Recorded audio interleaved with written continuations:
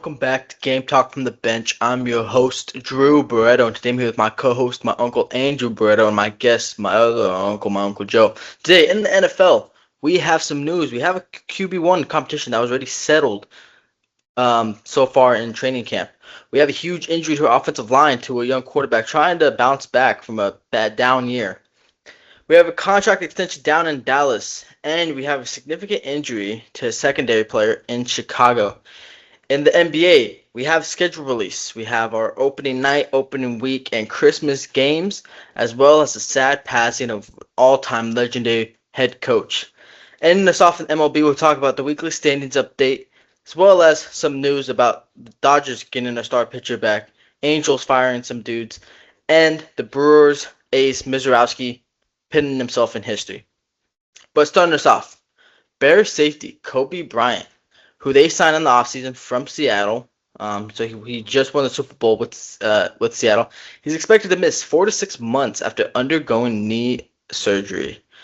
Yeah, that's a huge hit. That secondary is a little thin. Cornerback Kyler Murray, backup safety Elijah Hicks, each opened camp on the physically unable to perform list, so they're already, like I said, thin at that position. He signed a 3-year, $40 million deal this past offseason, obviously looking to hope Chicago get to the Super Bowl and win.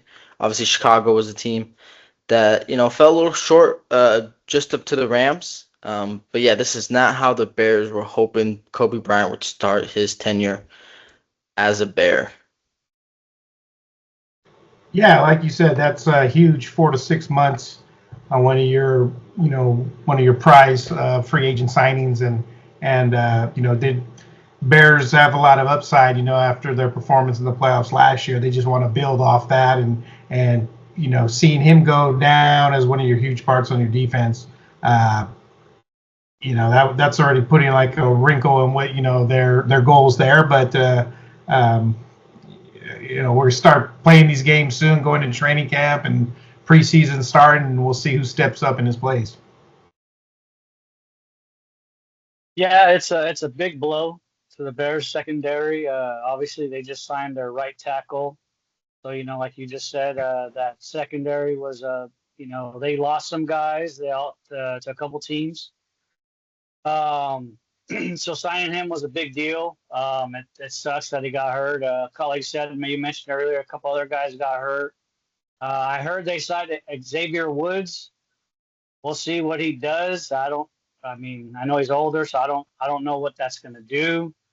But it's just a big blow, like you said. Like Andrew said, we made a nice playoff run. I believe it was a really good close game to the Rams that they lost to, and possibly could have won that game. So it sucks. It's 4 to 6 months is a long time. It's a lot of games that he's gonna miss, and wish him all his recovery. But it's a big blow to the Bears. Yeah, we all know how Seattle's defense played last season. They were arguably the best, right? I think they were up there. I think I picked them and the Texans as the best 1-2 defenses.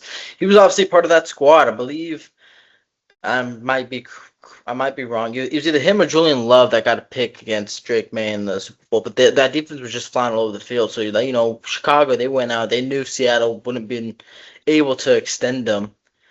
And they go and they're like, hey, we want this guy to help our secondary, right? They felt like that was a position in need. And like you said, it's brutal. 4 to 6 months is a lot of time. They're hoping he's back for playoffs. And that's if you make the playoffs. So it's going to be a stretch to see if he comes back in the regular season. Obviously, for the playoffs, he should be back. But they got to get there in the first place. And they're in a tough division. Obviously, we know Green Bay made the playoffs last season. Detroit had a down year. However, they have one of the easiest schedules this upcoming season. Minnesota, they were a team that won 14 games a couple years ago, and they were quarterback away last season from possibly doing the same thing. So, and we're gonna talk about them recently. So it's gonna be a little hard for him to get there. Obviously, we've seen what Caleb Williams to do, and see if he'll lead him back. But sticking with injury, we'll move on to the Washington Commanders, where their star left tackle Laramie Tunzel, he's undergoing surgery to repair a torn tricep that he suffered during practice. He's expected to miss a significant amount of time, with usually the recovery stretching between 4 to 7 months. So that is a big blow to Jaden Daniels, sorry, not Jaden McDaniels, Jaden Daniels and that Washington offensive line. Yeah, and that's just like you've already mentioned. That these are big hits for the teams that we're talking about, and Daniels is coming back right from his season-ending Elbow. injury. Yeah. Elbow. Okay. Yeah, and you need all hands on deck again. When on your offensive line and having a big dude like that. He's what is he? 32, 313 pounds, 6'5". I mean, yeah, that's just gonna hurt any team as well. But I mean, definitely since he's no longer. I don't know what's the timeline on that. Does it say? It says 4 to 7 months. They say he's out indefinitely because they don't know, when he's going to come back. Yeah, that's huge there. So I mean, it's tough luck for these teams, man. But that's just the kind of thing that's going to start happening with the start of football season. Yeah, what I read was, a minimum 4 months, but more than likely they said 6 to 7 months, because like Andrew said, he's 6'5", 315. He's a big guy, so you're going against big guys, so it's just hard. You don't want to just push him back right away because he's gonna get hit every down. So I know he doesn't have the ball, but he's going against big guys too. So it's a struggle. Like you said, you gotta do the recovery time right. It's a big loss. He's 32 years old and he just signed a contract extension worth about I just wrote it down here. 2 years, 61.5 million. I think that's the guarantees. So it's like you just it sucks because like I said, like now he's out. It's pretty much the same amount of time as Kobe Bryant. They're gonna be missing. Like I said, you're hoping to make the playoffs, and in Washington, you're more than likely not going to make the playoffs. You got the Cowboys, the Eagles, and the Giants just signed Harbaugh. So we'll see what they do. I mean, I'm not saying they're going to do anything, but you never know. That's a pretty tough division for Washington as well. So we'll see what happens. But that's like I said, just wish him best recovery. Yeah, you're right, Joe. I mean, that's the offensive line's position. You're always using your arms. He's blocking. He's got these big guys in front of him. It's going to be tough. Like you said, they got to make sure that he's 100% when he comes back. And like you said, they're in a tough division as well. Playoffs are not going to be easy. Dallas is a team that's always going to be dangerous. They try to upgrade their defense. They had the best offense all of last year. They're trying to upgrade that defense. They're trying to get back in the playoffs. We all know the Eagles were Super Bowl champs a couple of years ago. They're looking for a bounce back year, even though they did make the playoffs last year. And like you said, the Giants, you're right, they might not make some noise. But when you have a young guy with the veteran head coach and Harbaugh, you got Jackson Dart, Cam Scatterbo. The team is talented. They're getting Malik Neighbors back. They have Abdul Carter. They have a lot of talent. It's just, can they get that talent to perform? And if they do, maybe they are a playoff team. Maybe they're not, but they still compete. And if they beat Washington a couple, 2 times in the season, that hinders Washington's playoff chances. So yeah, it's really brutal with these injuries, like we said, to both the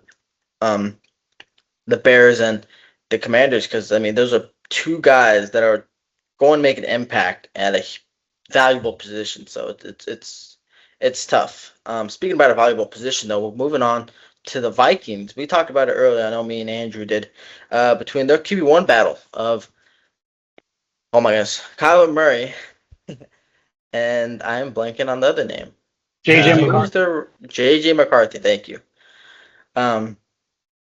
And we said it. I think we both said it, me and Andrew. We said it's got to be Kyler Murray. We saw, obviously, McCarthy missed his rookie year, had the torn meniscus. He was done pretty early. Last season, he had the keys. He had it all. He struggled. And Kyler Murray, he struggled too as well in the past. But he's got that veteran presence. He's got the experience. And we said, ultimately, if they want to go do something, they have a great receiving core. Justin Jefferson, Jordan Addison, Juwan Jennings. That is probably, arguably, the greatest receiving core in the league. And you need the quarterback. Like I said, a couple of years ago with Sam Darnold, they won 14 games. Now, granted, Sam Darnold in that playoff game, I believe, against the Rams or Detroit, was not good. We all seen the turnaround since then. Sam Darnold and the Seahawks won the Super Bowl. They were a quarterback away. They have a great defense. Their defense is really underrated. And so it all comes down to QB play. It reminds me of the Raiders. And they ended up going, head coach Kevin O'Connell, they announced Kyler Murray's their starter. And I think, he signed a 1-year deal back in March. And I think it's the right decision. I mean, you have a team that's able to compete now. You need the best guy that's going to give you the chance to compete. And Kyler Murray is that guy.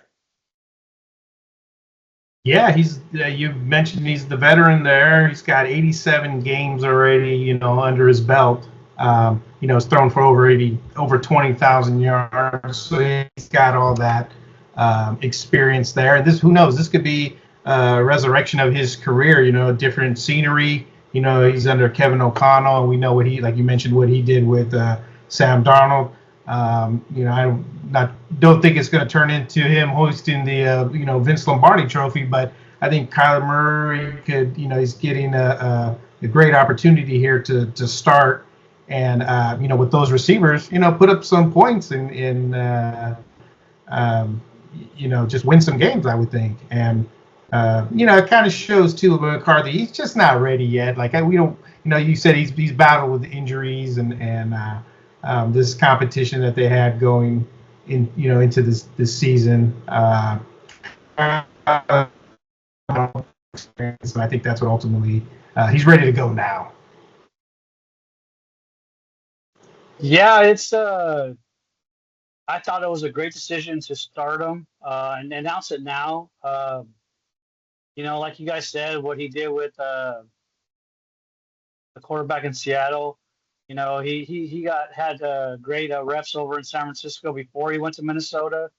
So he did good, and so I just think that the Vikings, like Drew said, have an underrated defense, and they possibly are that quarterback away, and agreeing with Andrew where a change of scenery. He's the number 1 overall pick in Kyler Murray. And he's never lived up to it. In Arizona. So for him to go to Minnesota with a great coach. Like Drew said, those tandem receivers, all 3 of them, those are just, you can hit any one of them and they're going to be explosive. So, and he's got a running back in the backfield. Can't think of his name right now. Aaron Jones, yeah. Aaron Jones, and I almost forgot to mention tight end Tyler Hawkinson. Yeah, so, he's got weapons out there. So, we'll see what he does. The Minnesota could be that quarterback that's that missing piece, like you said. I don't agree with Drew about how the Raiders have that missing piece. I think the Raiders have a lot of missing pieces, but you never know. They could do some wonders out there in Vegas. But Minnesota, like Drew said, they have an underrated defense, and their defense was really good. I like their defense. Their safeties, their linebackers, even their whole defense in general is really good. So I think Kyler Murray is going to do good this year. I don't think he's going to host a Super Bowl like Andrew said, but you never know. He might hold that trophy. You never know if he's that missing piece, and he's got those weapons like we just discussed with Hawkinson as a tight end, and anything's possible. Like we discussed, it's a tough division, but I think the whole NFC is tough. So right now it's just it's a matter of just getting to the playoffs and see what they do. Yeah, they say any given Sunday, and I totally agree with you, Joe. Kevin O'Connell, great offensive-minded head coach, right? I feel like he could do a lot more with Kyler Murray behind center than J.J. McCarthy, right? We all know Murray's athleticism and things like that. And like you said, Andrew, the change of scenery, right? Who knows? Maybe that's what he needed. Maybe he needed to get out of the hot Arizona heat and get into Minnesota. And I'm glad, like you said, they mentioned it now. So now fantasy football people like myself, we know who's going to be the quarterback, at least to start the season for the Vikings, so we know when to draft Justin Jefferson and whatnot. But yeah, I think, right, they might not host the trophy, but who knows? They could be a dark horse team if Kyler Murray really goes out and starts, playing like he did, I want to say, in 21 when he was with the Cardinals and they went to the playoffs. They were like undefeated for quite some time, and he was throwing the ball to DeAndre Hopkins. They could be a dark horse team and scare some scare some teams in the playoffs, make the playoffs, and maybe go on a run. But yeah, it's going to be really interesting. But I think ultimately they made the right decision. I think Murray was the guy. I think he always should have been the guy. And I think, like you said, Andrew, McCarthy just wasn't ready. But moving on to our last thing at NFL before we move on to NBA, Cowboys and their defensive tackle they acquired, Quinnen Williams, agreed to a 3-year, $105.9 million contract extension. So last season, Dallas tried to salvage their defense. They tried to make it better in hopes that they could sneak into the playoffs. Didn't work. However, Quinn Williams, he is one of the best defensive tackles in the league. Probably behind guys like potentially Dexter Lawrence, who had a down year. If Aaron Donald comes back, he's probably behind Aaron Donald too. But this is great for the Dallas. Like I talked about, everyone talks about Dallas's offense and not enough of their defense. And when you get a guy like when you trade for a guy like Quinn Williams, who's racked up 41 and a half career sacks, 342 tackles, 8 forced fumbles, and yeah, surprisingly has 2 picks as a big man. He's riding a 4-year streak at the Pro Bowl. He's only age 29, so you extend him, for a majority of his prime. I think it's the right move. I think this is what they needed. They needed after trading away Parsons, they need a guy to kind of replace his production. Now, obviously, Parsons is younger, is probably going to produce more sacks and whatnot, but I think Quinn Williams is gonna really help this Dallas team. I mean, they were 32nd in points per game. The defense 30th in total yards per game. They were tied 22nd in sacks, and they were 30th in takeaways. So this defense was really bad. Now, hopefully, with the full year of Quinn Williams, those statistics aren't as bad as they were last season. Yeah, and you're reading off those stats, and yeah, it's pretty impressive there for. And he's a young guy, like you said, 28. We're going to be 29, and yeah, I just pay the guy there. You don't want to let him go like they did with Parsons there, and he's the guy who's part of the anchor there in the defensive line, and they have the 41 and a half sacks. That's pretty impressive as I'm looking at that right now, and that's the kind of guy that you want, as part of your defense, especially if you're trying to improve in that area. Yeah, everybody, we know about the offense. It's time to get the defense right, because from what I hear in Cowboy land, it's but they say this every year, like this is the year, right? So they say this is the year they're supposed to make some noise, but then again, I guess a lot of teams say this is the year in the beginning. So. Yeah, I think it's a great signing. I have him as probably the second best D tackle in the league. Um, and honestly, Drew, to be honest with you, I would take him over Aaron Donald right now. Because Aaron Donald hasn't played in 2 or 3 years. So if Yeah, I'm gonna take an everyday down D tackle, it's definitely gonna be Quentin Williams over Aaron Donald. No knock to Aaron Donald. I mean, when he's playing, like you said, I mean, he was the best defensive player in the game. So just saying, right now. But it's a great signing. He got a good. I think it's a great move. Then they trade him for the Jets. When they traded Parsons, they got Kenny Clark back and and Rashawn Gary for that trade. So they got some stuff in return. So I know they're going to be on the right side, and I think they're running a 3-4. I think, or maybe not sure. I think they're switching to 3-4. So him being that nose tackle or D tackle on the left side, it's a big help for them. And like Andrew said, every year the Cowboys say it. This is their year, and it's true. They say that every year. But I do think that this year they did upgrade their defense. So we'll see what it does. I mean, we talked about it, Drew. How they have one of the best offenses in the league. So I mean, if you could just upgrade your defense just a little bit, I mean, make it in the middle where you're the 15th, best defense. I mean, you're going somewhere. I mean, we've already discussed it though. You're in a tough division, so it's going to be hard to come out of there. But you know what? Cowboys, they somehow always pull a rabbit out of the hat, and they somehow do something, and they always make moves, and sometimes they make the playoffs, sometimes they don't, but most of the time they do. So I like the move. I like the signing. I like the trade last year when they made that trade. I mean, I wish the Niners would have done it, but they didn't pull that trigger, and Cowboys did. So, good for them and good for Quentin Williams. yeah, we know Jerry Jones. He's getting up there in age, but he's still got his hand on his hip, right, ready to pull from the holster. So But it's been impressive. It's been impressive what Jerry Jones can do, and like you said, as long as you could have, I think back to the Raiders of 2016. They had one of the best offenses. Defense was still one of the worst, but they ended up making the playoffs. Granted, Derek Carr got injured. I think this Dallas team is much better offensively and probably a little bit defensively. So, like you said, if they could get just like be an average defense, it's all you're gonna need. It's all you're gonna need, and then come playoff time, you just hope your offense could push you forward, and your defense could just make enough stops. But we'll see how that ends up in Texas. But moving on to the NBA, we got the schedule released. Now, we're not going everything. We're going over opening day, opening night, and then Christmas Day.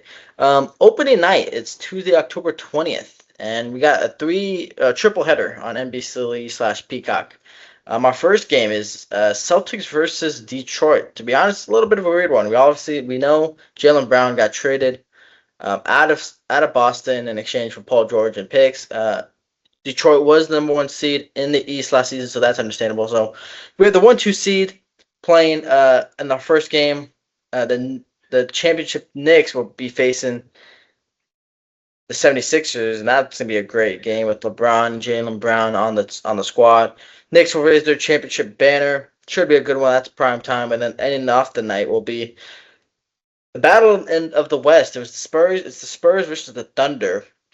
They'll play a rematch game after going 7 games in the playoffs to go before the Spurs ended up winning to go to the final. So opening night, I like it. I think the Celtics are a little bit of a weird team to be in there.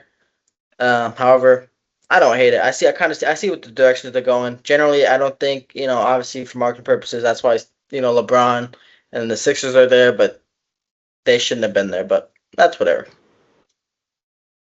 Yeah, this is the first time that I've seen this opening night schedule, and yeah, no, I mean I like it a lot. I know Celtics, they're always going to be in these marquee matchups. I mean, just because of their history and who they are. Yeah, they still have Tatum, and it was only a few years ago when they won the title. But yeah, going against the improving yearly Detroit Pistons, like you said, they had the number one seed last year in the East, and they're hoping to improve on that.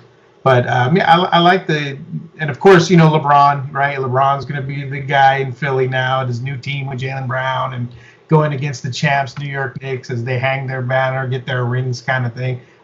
That looks like a phenomenal game. And then you have the game after that, OKC against the Spurs. Those guys, you got to feel like they're going to be battling it out for several years to come. And I think the NBA, is spot on. They know what they're doing and how to get some attention, get some audiences there to chime in and watch these games. And that Sixers Knicks one's probably going to be must see for a lot of people to see how LeBron is, how he's going to blend in with his new team. But I like it. It looks good.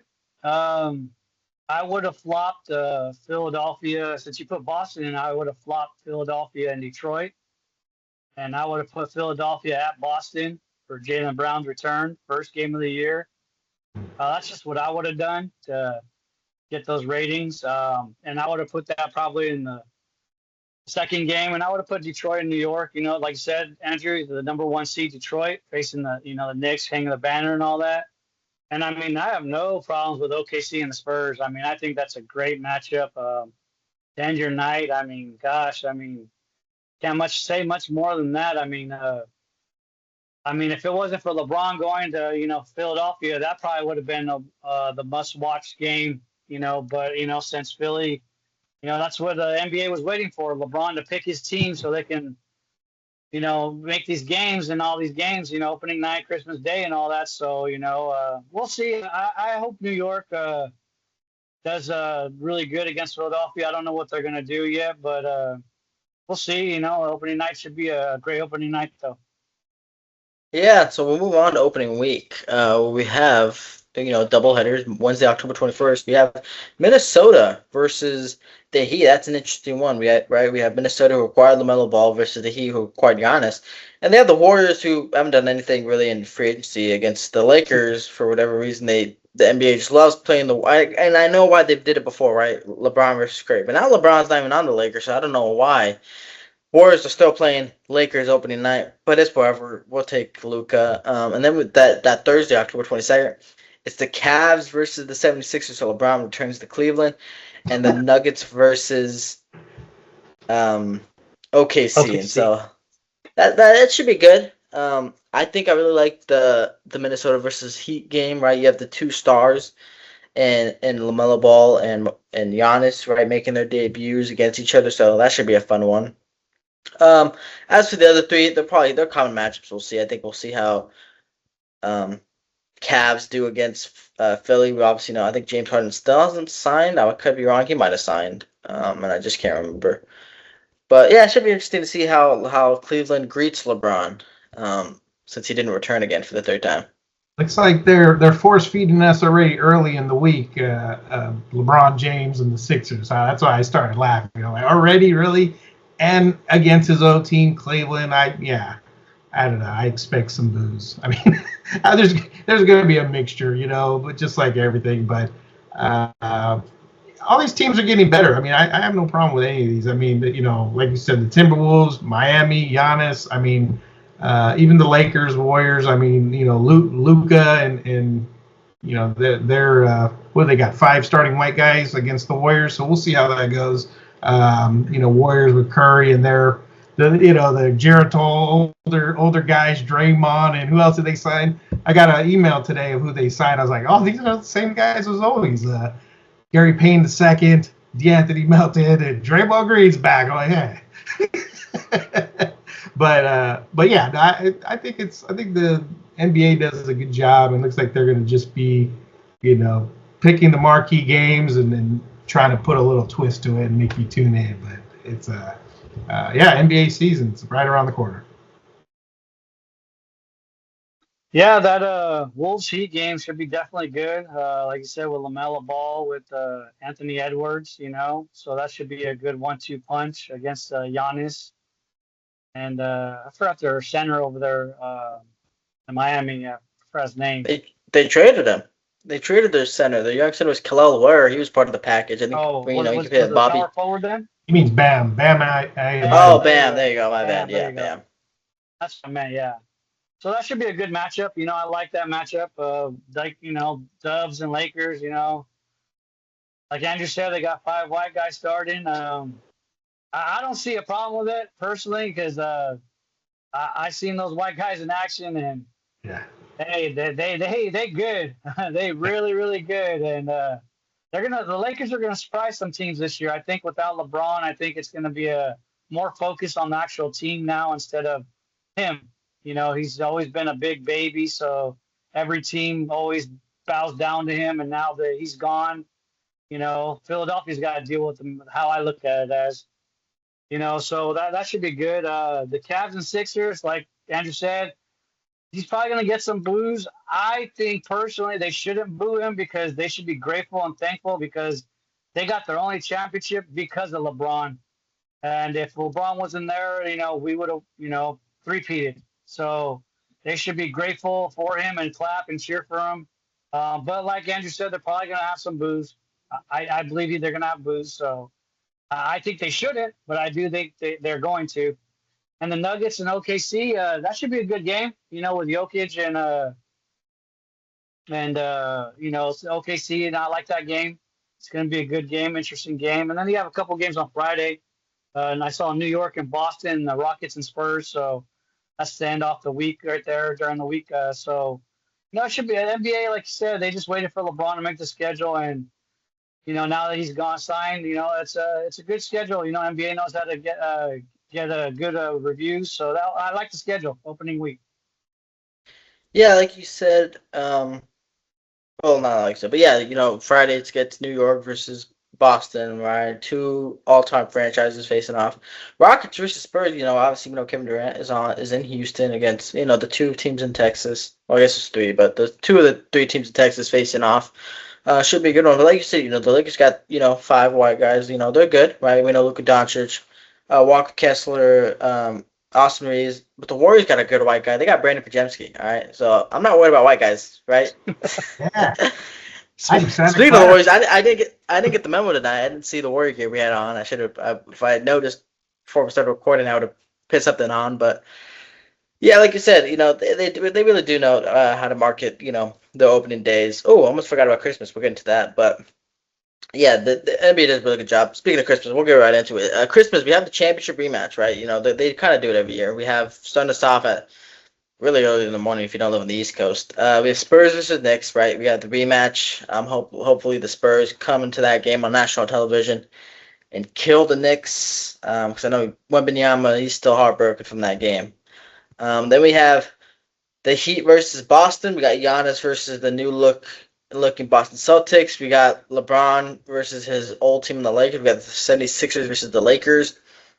We have OKC versus the Timberwolves, teams that have clashed previous years in the playoffs, and same thing with the Warriors. They just love playing them against the same team. We played the Nuggets again on Christmas. I feel like it's happened probably 3 out of the past 4 years, but it's cool. It's cool to see the Joker versus Steph. So I like it. I like the schedule. Like I said, I just wish you obviously gonna put Steph on primetime, right?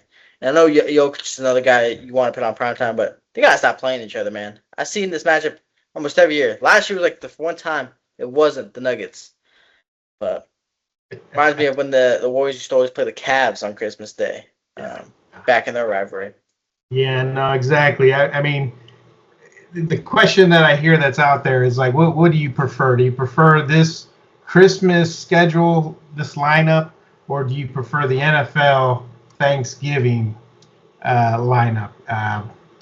That's the conversation going around right now because looks like they each have 5 games, and I know we're not analyzing the Thanksgiving week, but I just was bringing that up because I mean, personally, I mean, you're talking about Christmas Day. I mean, this is insane, this lineup. And all these teams are getting better, I mean, all these teams have, marquee players, just people, to tune into. You look at the Spurs Knicks. Obviously, that was a phenomenal series, phenomenal finals. The Heat Celtics, they still have, top 10 players in that game. Again, 76ers, and of course the LeBron going back to LA. So I guess. And then OKC and Minnesota, a couple of young teams going at it. I mean, that's just great to watch. And yeah, they're going to put Curry in there against a couple old guys, Curry and Jokic, going at it. But the Warriors make some noise on Christmas Day games. They usually put on a show. So it's not bad. I like it. Yeah, it's good. I think they could have put the Spurs and Knicks, probably and swapped Boston and Miami. That would have been nice, so that the West Coast could wake up and instead of it being so I mean it's 9 o'clock, so it's not early, but it's still kind of like you said early on the West Coast where that the game's gonna be on. So I mean I don't know how the ratings are gonna be, but definitely New York and Texas are going to get high ratings for that game. But as the day goes on, like you said, Heat and Boston, it's okay. But Sixers and Lakers, I definitely see some boos coming for LeBron. Definitely there for sure. Because, like you said, they just, they love putting LeBron, on Christmas Day. That's just what they've always done. OKC and Wolves should be a good game. Like you said, OKC's a young team, and so the Wolves. And Nuggets and Warriors, the end of the night, you got Joker versus Batman. So, we'll see what Batman does. Hopefully he always shows up on Christmas Day, and I don't see a problem with that. I mean, they could have put up a different team, but I mean, what team would you have preferred? I mean, it's hard to say, what team they could have played. So I don't mind the Nuggets. So that's a good game. And like Andrew said, like, you compare it to Thanksgiving and the football, it's I kind of compare it now because NFL said, you know what, we're going to start putting games on Christmas Day, and And last year, I think the ratings were very good for NFL on Christmas Day. So I know NBA was not happy with that, and I know why they did this now because they're trying to beat up the NFL again. Yeah, when it comes to, those big holidays, right? I think Thanksgiving, it's always going to belong to football. No matter if NBA wants to put games on Thanksgiving, that day's going to always belong to the NFL. However, when it comes to football, though, NFL is still new when it comes to Christmas Day. So for me, it's always going to be basketball. Basketball will be on Christmas Day. And, granted, NFL might have some great games on, but, that Christmas Day is always going to belong to the NBA for me. But, yeah, so like you said, right? Christmas Day last year, matches were okay. I know last year the Warriors played the Mavericks on Christmas Day. That was a little bit of a weird matchup, and obviously that probably impacted ratings. But sticking with the Warriors, unfortunate news in the NBA. All-time head coach Don Nelson, he passed away on August 9th. He was 86 years old. I don't have the cause of death. I don't know if you guys do. Yeah. But yeah, it's sad. He's an all-time head coach. His regular season record, he was 1,335 wins to his 1,063 losses. So he was about 500. His playoff record was 75 and 91. He coached 2,398 games, second all-time in NBA history. He had 18 playoff appearances. He won 8 division titles. He coached the Bucks, the Warriors twice, the Knicks, and the Mavericks. And yeah, like I said, he was only one of 2 coaches in the NBA to record at least 250 wins with 3 different franchises. He won Coach of the Year 3 times. Um, and he has the record for most regular season wins by an NBA head coach for nearly 12 years until Greg Popovich surpassed him in 2022. So, all-time head coach is unfortunately gone. I know we remember him for at least I do, for the We Believe Warriors. I know you guys have more information and know more about him than I do, so you guys could go I ahead and was speak on it. I was gonna say, yeah, when I first heard this, I was like, oh man, that's too bad. That's kind of like shocking to me. But we're all getting older, as you can see my white hair. That just life happens, and you end up, things unfortunately end up happening, and I've seen him both stints with the Warriors. I mean, you're talking about me watching him coach for, over 10 years in both stints. He had the infamous, run TMC, Mitch Richmond, Chris Mullins, Tim Hardaway. And he was the originator there of the small ball lineup. They called it Nelly ball. He was just known for, kind of taking the center out and putting in maybe another, more uh, guard or forward, someone that could really stretch the floor. And it was kind of frowned upon. It didn't work his first. I mean, they made the playoffs, but ultimately, the centers back then in the 90s were pretty dominant, so he couldn't get past first round of the playoffs. But he was successful with that run TMC, that high powered offense where they call it the run and gunning, and just trying to tire out your opponent and score as many points as possible. And that was a lot of fun. Those guys are in the Hall of Fame, and Don Nelson he was the first guy to implement that type of offense. He did it again his second stint with We Believe. Now that's more, for that time frame, 2007, the We Believe era. That was phenomenal. I still say to this day, I went to Game 3 of that series against the Dallas Mavericks, who were huge favorites. Number 1 seed. They won 67 games. And again, Nelly had the small ball, which everybody, but all the haters, everybody except the Bay Area, right? We were loving it. We were, having a good time with it, partying. Bars were packed, and him, Baron Davis, Monte Ellis, Jason Richardson, right? Those guys didn't really have a center in there. This guy was maybe 6'10", 6'11", Andres Beatrice, but pulling off that, they were the first team to pull off that, to beat the first seed in the 8. They were the 8th seed, which was the first year that they had the 8th seed beat the first seed, and it was just huge. I mean, that game was just, that series was just phenomenal, and I don't know if you guys ever seen that. Like, Dirk Nowitzki was so upset after that series. that or after one of the games, as he was going back to the locker room in Oracle, he threw a chair. He threw some big heavy metal chair, and he made a big hole in the sheetrock. And so the Warriors team, they ended up putting plexiglass around that as a memory, as a he ended up signing it. Nowitzki signed it. They put a "We Believe." You can see photos online. They put a "We Believe" shirt framed over it. He signed it. It's on plexiglass. And I think they took that to Chase Center too when they moved. I want to say they did, as just, part of, history. I mean, that was just an amazing run. And ultimately, they ended up going against the Jazz in the second round there. But, the small ball lineup, as so many were opposed to, is namely Charles Barkley, that didn't work against Utah Jazz, who were big and bullied their way to beat the Warriors in the next round. But yeah, no, he's, I've seen a lot of Don Nelson, and he'll be missed. Excellent respect is due. Don Nelson, I remember watching him, like you said. I watched the Warriors on KICU, back in the day. So, like Run TMC, I was a kid, when I was watching them, and it was fun. It was phenomenal basketball with the Warriors. Don Nelson came up with the point forward. He's the reason why they came up with that.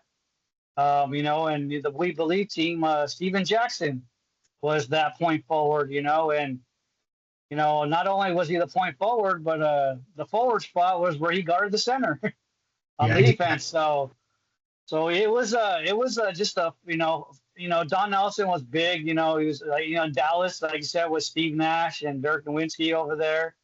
He coached them over there. So he's coached some good teams. And 1,000 wins. That's a lot of wins. It's not easy to do. So watching, like Andrew was saying, the Warriors and the We Believe team, that center was it was hard because from the 90s all the way up to the 2010s, the center, you had to have a center, and Don Nelson said no, and that is why we didn't win the finals with him, because you have to have a center, and like Andrew said, when you have a center that's dominant and just gonna posterize Steven Jackson because that's your center. That's just, there's nothing you can do. So, and you know who they had back in those, Hakeem Olajuwon, Patrick Ewing, then you go into 2000 Shaq. I mean, there's just I'm Tim looking at Duncan. this Tim Duncan, David Robinson. You start, those guys, you can't compete against those guys. I'm looking at the roster. They had, I had it here a second. Here we go. Their center was Alton Lister. That was their center in the Run TMC. Yeah. Alton Lister, I do remember him. He wore very big knee braces. So there's no way there's no way he's running up and down the court with the Run TMC. So they would take him out, and unfortunately, that catches up to you. Les Jepson is the other center. Drew, do you know any of these guys? I don't. Les Jepson was a white guy. But it's funny, you talked about how the Bear, no one else in the league liked it but the Bear. They liked the small ball back in the day. Ironically, nowadays Steve Kerr tries running small ball. We all hate it. But it's like you said, it's understandable, right? There's great centers in the league, and you always need some size. But yeah, I remember the iconic Baron Davis slam dunk in that series against the Mavericks. Right, you always hear the We Believe Warriors. They went from We Believe to Strength in Numbers, and it's kind of like it was right before the dynasty that occurred, and it's gonna be a part of history. Speaking of history, this just came up in my head. I believe Jeff Teague, he said if Monte Ellis was not traded and was in the place of Steph Curry, he says the championship still come. And all I gotta say is they don't. I don't think they no, do. They don't. They don't. No, they don't, because you got back Andrew Bogut in that trade, which was the big piece in 2015. We just discussed a center where Warriors never had a center, and that was pretty much their first real center, even though he was already done with his prime. But he had Steph Curry and Klay Thompson with him. So Yeah. It was a big deal. And the reason, the owner, I don't know if you remember, you probably do. The owner got booed, when he Yes, was, she I think they did. were retiring Chris Mullins jersey, and Yes. the owner's getting booed because Monte Ellis. Hey, don't get, I got a Monte Ellis cup in the back over here, man. He's a fan favorite. I love Monte Ellis, everything he did for the Warriors. They Mississippi Bully. Mhm. He was fun to watch. Fun to watch, but to say, it's easy to say that now, right? But no, I don't think Curry, we were going to get into it, changed the game of basketball. He's lethal from anywhere on the court. It's a huge difference than Monte Ellis. Monte Ellis, he was quick, drove to the basket. Yeah, of course, he could shoot the ball, but I mean, it's just a different game, I think. And so they traded Monte for Andrew Bogut, and the owner was booed.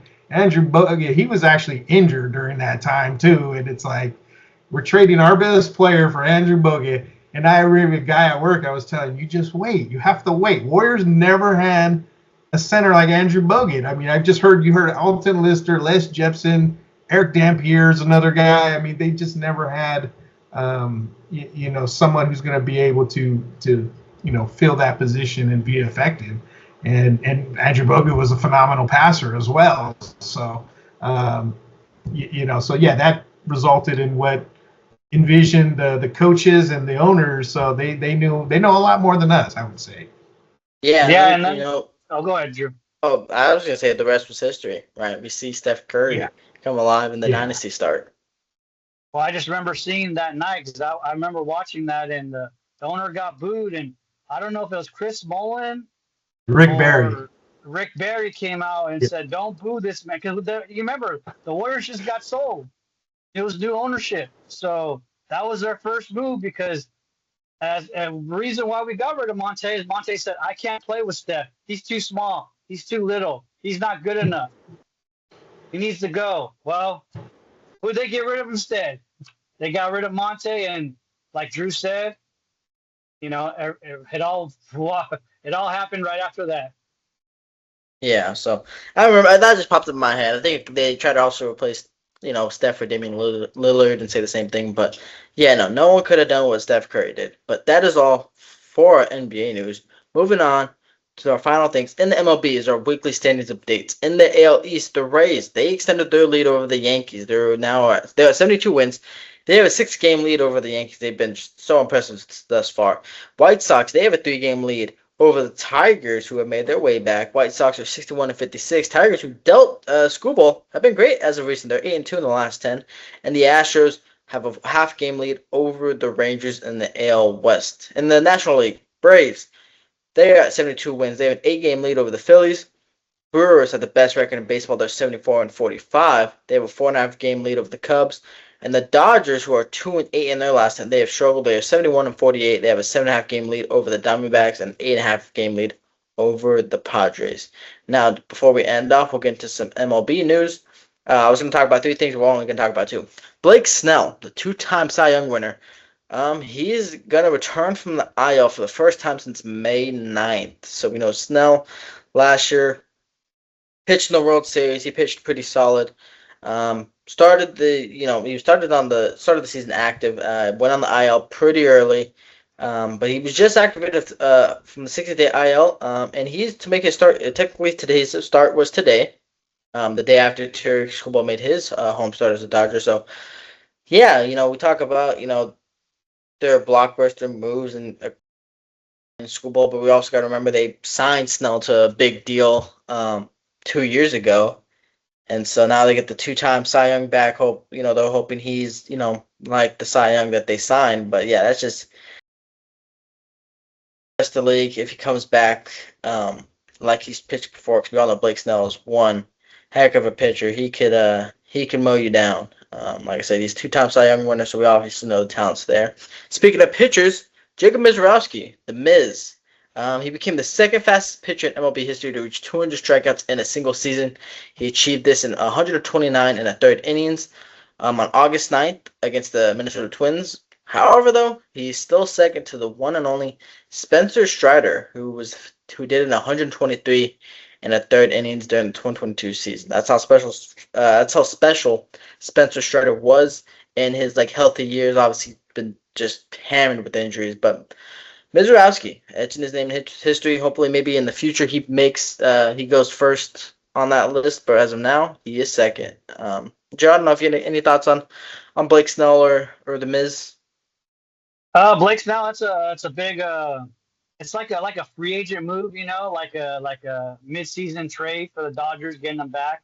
That's kind of how I look at it as, because they really haven't had him all year. So that's big for the Dodgers. I mean, nothing more you could say. Dodgers are being the Dodgers. They sign people. Like I said, he's a Cy Young Award winner. I mean, once he gets on, I mean, good luck the rest of the league. I mean, that's all I could say. But Misiorowski, I'm happy for the guy. That's awesome. 200 Ks, that ain't easy, especially nowadays, the way that the coaches take out the pitchers early. So that's great for him. It's awesome. They say he's going to be up for the Cy Young Award, so we'll see what happens. I like him. He's really pitching great for Milwaukee out there. He's actually one of the best pitchers in the league right now. So can't say any more about the guy. I mean, he's phenomenal. I mean, he's like you said, the second fastest pitcher to do that. I mean, there's nothing more to say. I mean, that's just phenomenal. That's what I like. It's history in the making right there. Yeah, so yeah, it's special what Misiorowski's doing this year. We'll see how many Ks he ends up with. He'll probably get close to 300. But that is all for today. Thank you all for tuning in. I'd like to thank my guest, my co-host, and my guest for joining me today. Episodes every Wednesday, around sometime Wednesday.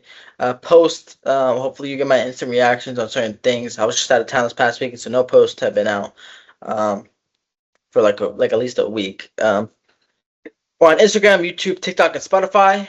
One last time, thank you all for tuning in, and until next time, stay ready.